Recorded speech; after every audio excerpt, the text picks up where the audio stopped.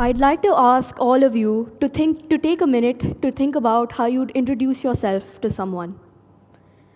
Did you think about your profession? Perhaps a teacher, artist, or doctor? Did you think about your favorite hobby, say playing a sport or an instrument? We all have these different things we associate our identities with. We wear our achievements as badges, and other people use these badges to categorize us into boxes. We live in a world that rewards conformity, and having an identity comes at a cost. Wanting to understand your identity is a natural curiosity. People spend a major chunk of their lives trying to develop and form their own identity, hunting for new things they can adopt, new advice they can listen to. In a web of identities, untangling the strands that form your identity is tough. We strive desperately for answers to an ambiguous question: who are you? What makes you different? Your identity, or rather your perception of your identity, is influenced by a multitude of factors, ranging from a desperate need to please others to a burning desire to follow your heart and achieve your goals. This striving, this curiosity, is a noble pursuit. If others do it, why shouldn't you? But then, how do you possibly answer such a question when it holds so much weight and power? It's infinitely complex. So I'd like to narrow down our field of discussion to myself. I was only 10 years old when I moved back home to India. I had to leave behind everything that felt comfortable and familiar. In a strange place with new people, I often found myself feeling isolated and lonely. I didn't belong. And in doing so, I had no idea who I was. I lost all semblance of an identity. I was perpetually trying to figure myself out. Amidst all this, I was constantly being told who I should be, what I should and should not do, my ideal identity. Everybody has an ideal identity. It's integral to understand how one's ideal forms. Your ideal is set by your immediate environment, your circumstances, your friends, your family. This inner circle dictates to a large extent how you view and form your ideal. There are layers to how your ideal is built.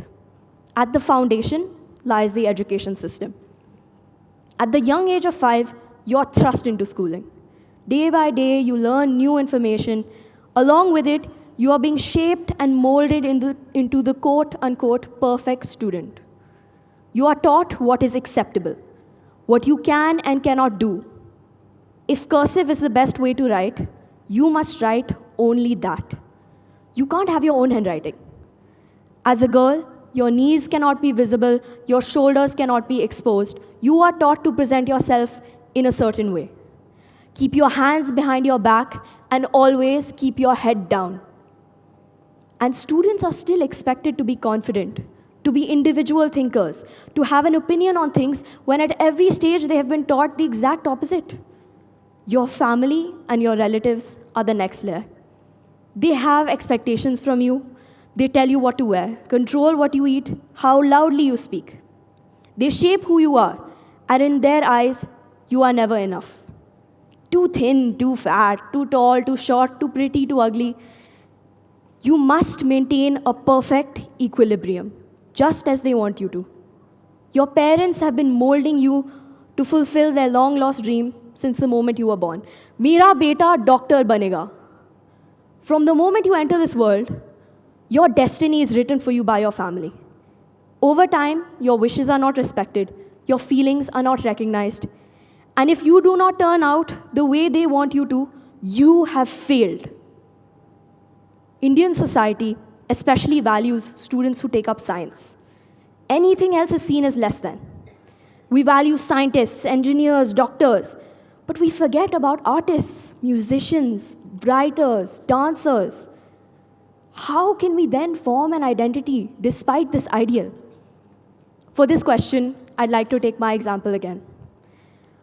I'm a dancer, and I've been training in ballet since I was 4 years old. Ballet built my foundation for dance.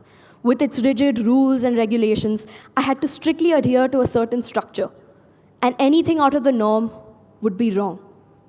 Ballet is like the ideal identity. Seems perfect and effortless when you watch from the sidelines, but becomes an impossible burden if you are the dancer. Over the years, I found myself gravitating towards contemporary dance. Contemporary dance is different from ballet. It's more free and fluid. There are no rules. You are allowed to just be. Ballet gave me a blueprint. I used that blueprint to blossom in contemporary dance. Your identity is contemporary dance. Once you see the ideal as a guideline, you are free to choose how you would like to choreograph your identity.